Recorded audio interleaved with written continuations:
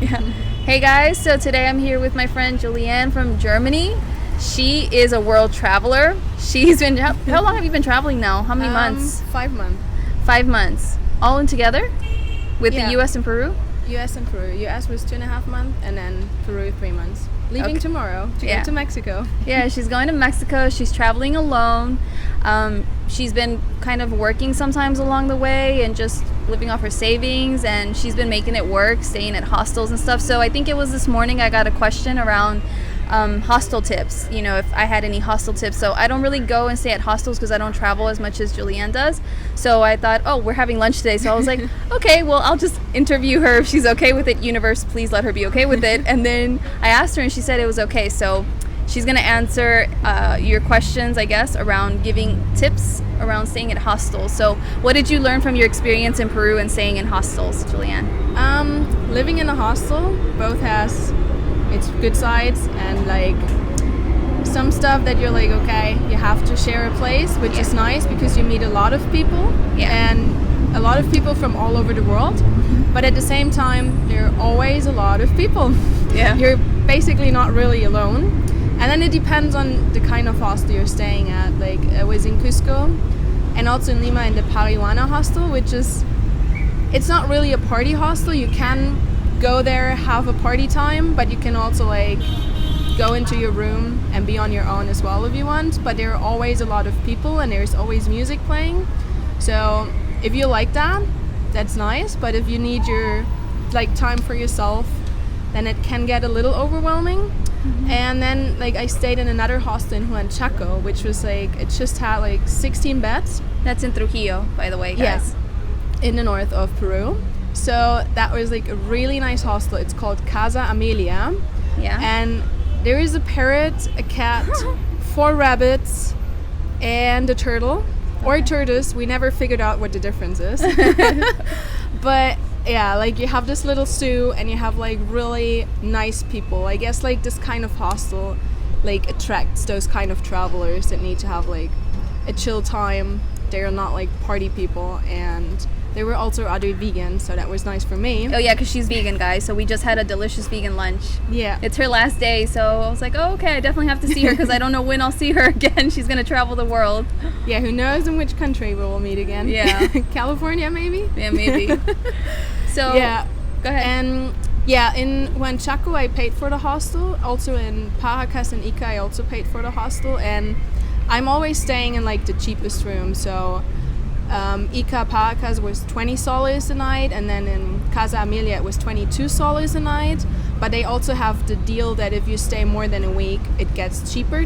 So it was a 10% off at the second week, and if you stay somewhere for a longer time, that's also nice.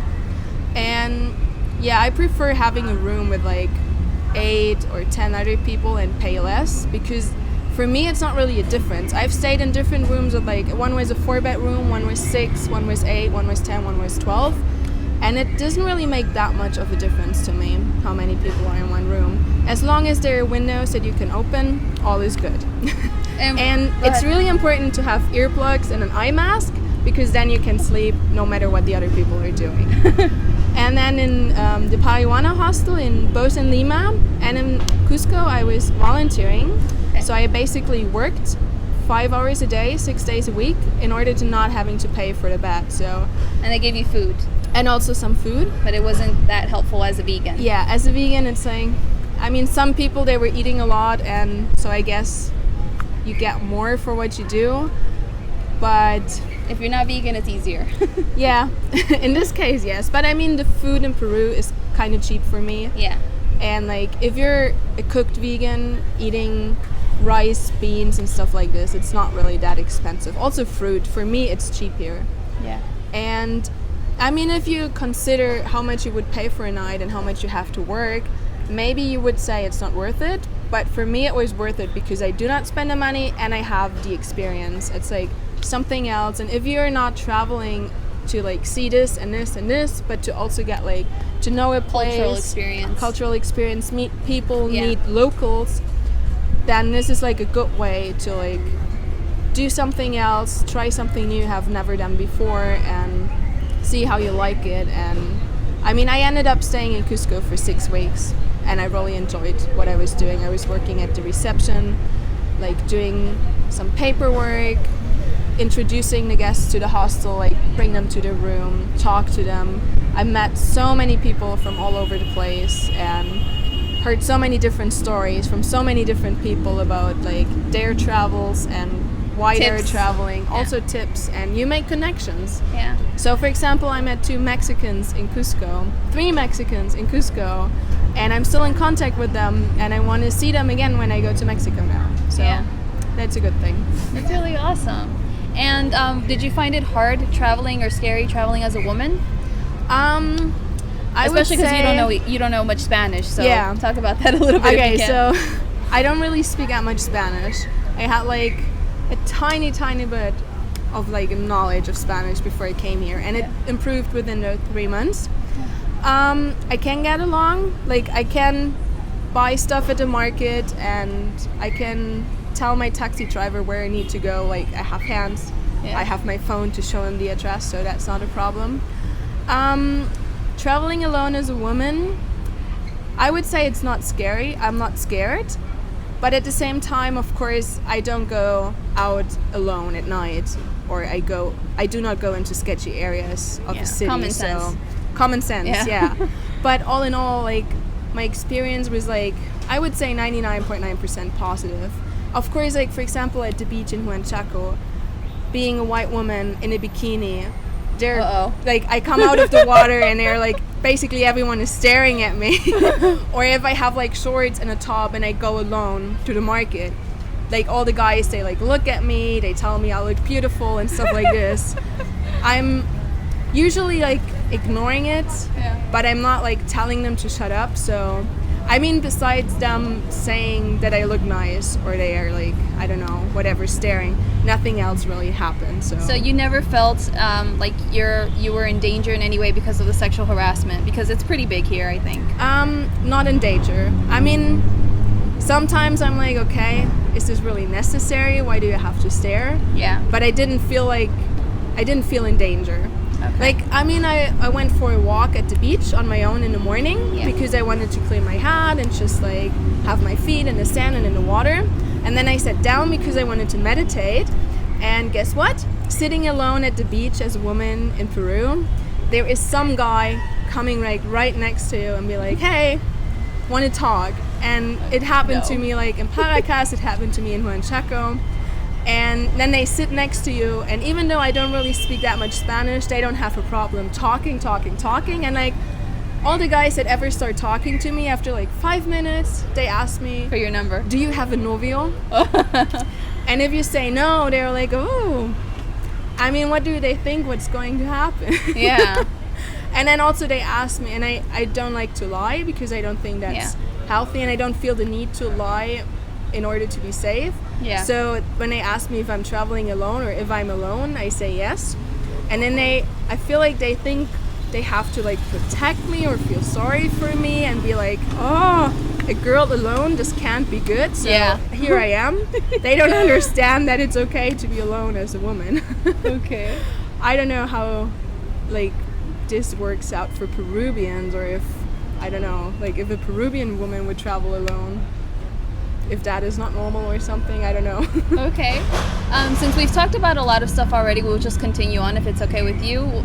We'll cover a bunch of other stuff. So we've talked about hostels, and no more hostel tips, right? You don't have any more hostel tips? Just you can work and stay. Yeah, you can work. I used the website workaway.info to find like the volunteering positions.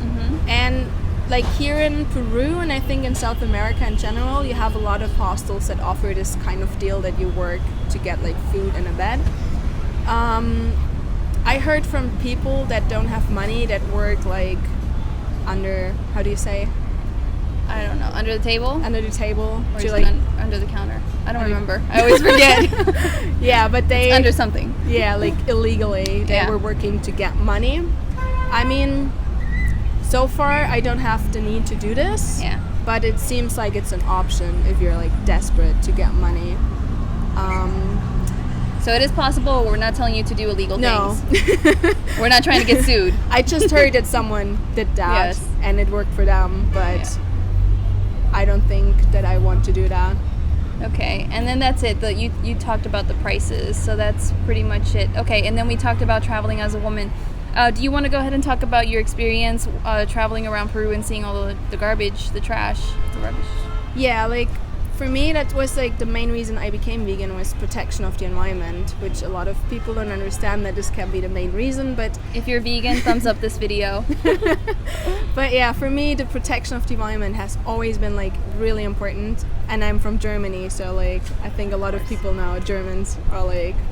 If you're really German, thumbs up this video if you're from Germany. Yeah, and yeah, like saving water, not using too much plastic, that's always been really important to me. And I saw this documentary called Plastic Planet a few years ago, which shocked me. But ever since then, I tried to reduce the amount of plastic I'm using, which seems to be impossible, but I know there are a lot of awesome people out there that make it work. Yeah. But here in Peru, it seems even more difficult than in the US. And in the US, I already thought it was difficult compared to Germany. And like, if I go, like in Cusco, when I went to the market and I told them I don't want a bolsa, no bag please, because I have my own one, they were looking at me like, what? I'm crazy. Yeah. And then I got my mangoes and I put it in my bag, and I was like, oh, I also want some bananas. And then those bananas were in a plastic bag. I'm like, no bag please. Also the bananas go in my bag, not in a plastic bag. Yeah. And then like they put stuff into a little plastic bag to put it into a big plastic bag. Yeah. I hate that. I'm like why? It's just all gonna get taken out. And also, for example, a watermelon, okay, if I have like a cut one, it might be good to put in a plastic bag. So I'm like not plastic. They cover it with plastic. Yeah. I can understand this, but I heard from other people that are non-vegan that they were buying sausages, and like each individual sausage was wrapped into plastic, and then those plastic sausages were wrapped into plastic, which then again is put into a plastic bag when you buy it, which seems so crazy.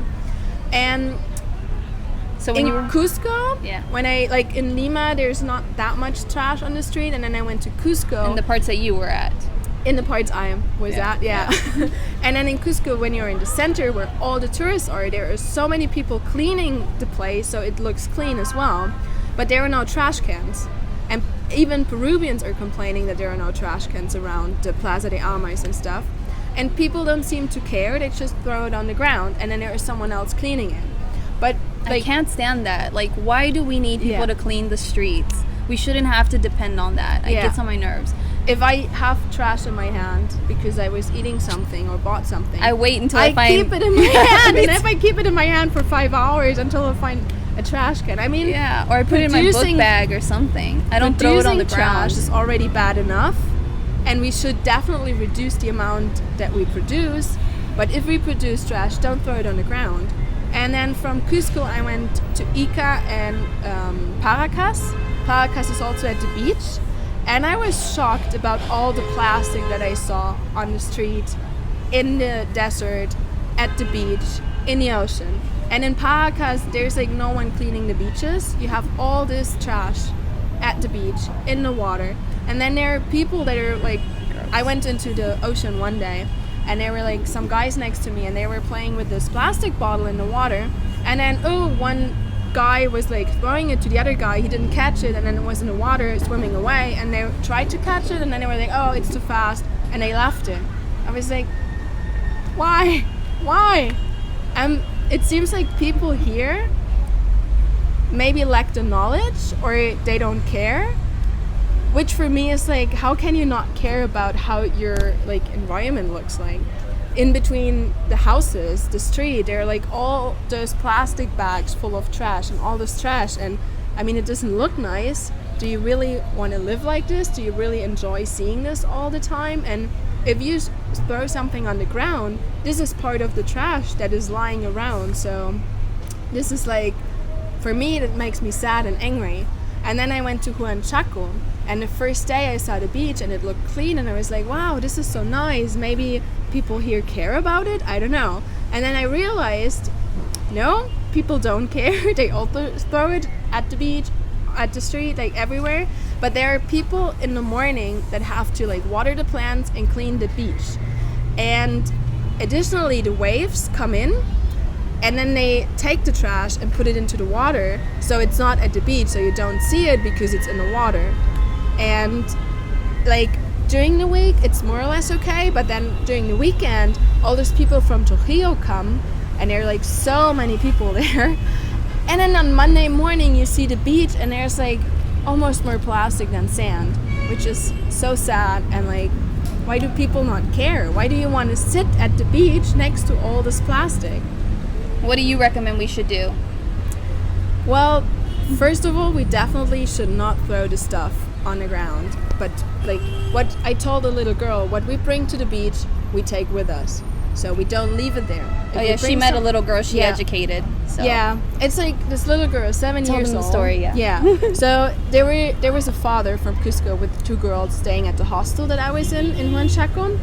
And those two girls, they are half Peruvian, half English. So they spoke English and we could communicate in English. Oh, okay. And this little girl was like following me to the beach, and then we were having a walk together. And I told her, like, look at all this trash, this is so sad. And I explained to her like how long it takes for the plastic to like degrade, and that it doesn't really degrade, and animals eat it, and then the animals die because their belly is full and they are still hungry and they are starving to death, and all this stuff. And we were walking and talking about a bunch of topics, and then we walked back to the hostel, and I didn't say anything, I didn't tell the girl to do it, but this little girl started to pick up the trash because it was not good that it's lying there. And then we found a bag, and together we were collecting trash and throwing it away. It was like, this is what little kids do. I didn't tell her to do it, but she heard about the negative effect of plastic and was like doing it on her own. And that's what we were talking about at the restaurant, was like, kids are more conscious and more aware than we are. We've been programmed to not really give a shit anymore. And if you really educate them from the time that they're young to be more aware of these things, like, they naturally know what the right thing to do is, but it all starts at home, and you have to really start being a good example for your children. And I have a lot of Peruvian followers, so if you're Peruvian and you've been throwing your trash in the streets and stuff, like, really think about that, because you're showing other people that it's okay to do that, and you're promoting that. And if you really want Peru to be a better place, if you really want it to improve, like, one of the reasons why I show both the good and the bad of Peru is because hopefully at one point someone that's in politics or something, they'll realize that they don't want bad press about Peru, and hopefully the videos will motivate them to really start taking more action and improving things in Peru. And you know, we all have to really come together and make Peru a better place. Like, in Peru, people complain so much about politicians not doing this and that, but it's really not up to them. Like, what are you going to do? Wait around all your life waiting for other people to take care of stuff for you? You can't do that. You have to start taking matters into your own hands. When you see people throw trash in the streets, you have to start speaking up and telling them and educating them, not in a hostile or aggressive way, but just telling them, like, look, you know, these are the negative effects of doing this, and if we continue in this way, we're not going to improve. We're not going to really be able to move forward and improve our situation here. So just be a good example and start making small changes. In Europe, I got used to taking my own bag to supermarkets instead of always having the plastic bags, because in Peru they always give you plastic bags. So start taking a nice big shopping bag to the market and stuff, so that you rely less and less on plastic bags. Just even small changes like that will still make a big difference. Don't think something as that is too insignificant. It's not. And show other people, educate them, teach them, so that they start making those positive changes as well. What else do you want to say? Another option is bring your own bottle. Oh, I have that on my back of my phone. I have that sticker, and I have that on my laptop. From Chris Candle. Yeah, Chris. We should tag him. We should tag him. The happy cow, but it doesn't look nice anymore. Oh, yeah. But you can put stickers on your bottle, and if you have this, you can refill it. You don't have to throw it away. And even though you're not supposed to drink the tap water in Peru, you can boil it and let it cool down again, and you don't have to buy a plastic bottle. Yeah. So that's another thing you can do. Yeah, it tastes different though. I'm just telling y'all, it tastes different. Anyway. And I mean, the plastic bottles are not healthy. The water you have in there, like with BPA and stuff. Yeah, and like the thing is, plastic, the water stays in those bottles, so you don't know for how long, and then they come into contact with sunlight and stuff, and then that sunlight allows for the chemicals to start seeping into the water as well. So that's why you can't really be too safe with plastic as well. And I read that some US institution, I don't know which one, said that it's not safe for pregnant women to eat fish because of all the pollution that is in fish. And a part of this is also the plastic and the chemicals in plastic. And I mean, if pregnant women shouldn't eat fish, why should other people eat fish if Exactly. it's unhealthy? Exactly. And the bigger the fish, the more plastic toxic. and the more toxins are in there. Yeah. Because the little fish eat it, and the big fish and the bigger And it fish builds up. builds up, and then Another you're eating reason. the shit. Yeah, another reason not to eat fish. Yeah. We're just Besides that, the fish suffers as well. Fish have Yeah. feelings. yeah. Can you tell we're trying to make you go vegan? We're pushing our beliefs on you in this video. Yeah. Go eco-friendly, go vegan. All right, if you're vegan, thumbs up this video. If you care about the environment, thumbs up the video. If you liked what we had to share with you, be sure to comment, thumbs up, share this video, subscribe to the channel. Is there anything else you'd like to say about Peru? No? I really enjoyed my time here. It was amazing. I met amazing people. I learned a lot. Yeah. And I'm really grateful for the experience. And I never thought I'd stay here for 3 months. Yeah. So thank you, Peru, for Yeah. letting me in. Yeah. We'd love to have you back someday. So you want to tell them about your Facebook page where they can follow you on your travels? So I have, Instagram is the one that I love most. It's Julie's Journal. I'll tag it. I'll put the thing in the description below if you want to follow. I also have a blog, which I need to update and write more. And yeah, you told me that I should be more active on there. So I inspired her to do this blog. yeah. And like the Facebook page is, right now it's just like the links from like Instagram and the blog. So because I have some friends that are not on Instagram so that they can see the pictures as well. And yeah, so far no YouTube. But who knows? So yeah, she doesn't have a YouTube yet, but if you guys leave her lots of amazing supportive comments, maybe I can convince her to do this because, you know, she was a bit nervous about doing a video, but she did so well, right? She was such a natural, it just flowed. So I was really impressed actually. So if you leave her some supportive, encouraging comments, maybe she'll start this YouTube channel so she can show you all about her amazing adventures, because I think she's gonna continue to travel for quite some time, and I'm trying to get her on the YouTube stuff. Like, get on it, start sharing your adventures with us. So anyway, guys, thank you so much for watching. I hope that you've enjoyed this tip video / vlog. We are right outside of a shopping mall. We just got done having lunch, and so sorry if you heard a lot of noises from traffic, but we just found a place where we could record and it was somewhat quiet. So anyway, guys, go ahead. Not too much sun. Yeah, not too much It's so sun. It's hot so here. hot. Oh my god, that's why I'm looking a hot mess. Look at me. Yeah. Anyway, Skipping guys. winter. Oh yeah, you are skipping winter. Good Yeah. for you. Damn car. All right, guys. Thank you so much. I'll see you next time. Bye. Bye.